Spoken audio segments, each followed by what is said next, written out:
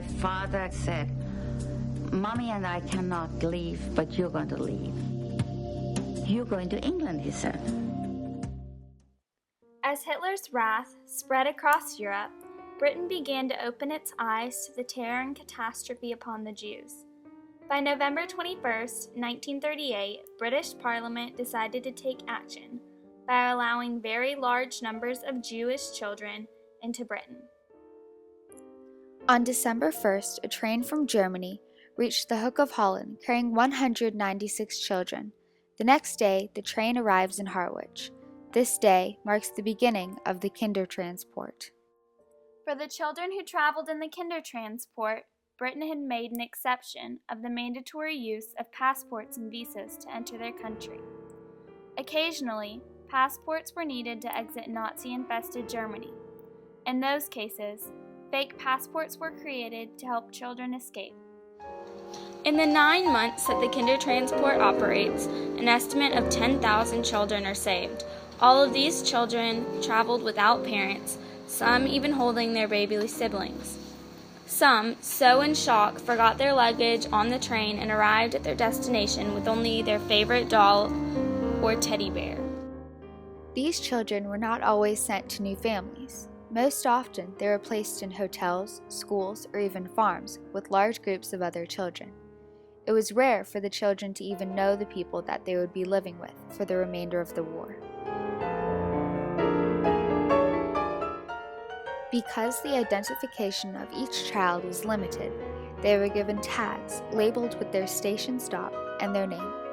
While on the train, they were searched by police multiple times.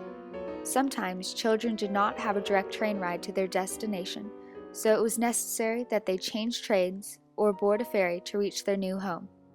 When this happened, volunteers gave them money and checked their luggage to their next destination for them. 14th of March, leaving Vienna on a train and arriving on the 15th of March in London.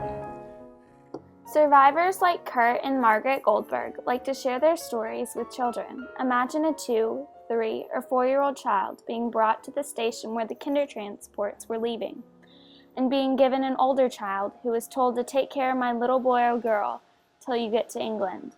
You have no idea why your mother and father are suddenly giving you up, Margaret Goldberg says. Another survivor, Anita Hoff, remembers when her mother put her on the train. "As I got myself seated, I turned around and my mother had disappeared," Hoff said. "When we got off the train, I started talking to the other children and said, 'What are we doing?' They said, 'We are going to England to be safe there.' When Hoff arrived in England, a woman came to her and said she should go with her. The woman lived in an apartment. It was her husband, and 2 teenage daughters, who Hoff was to share a room with.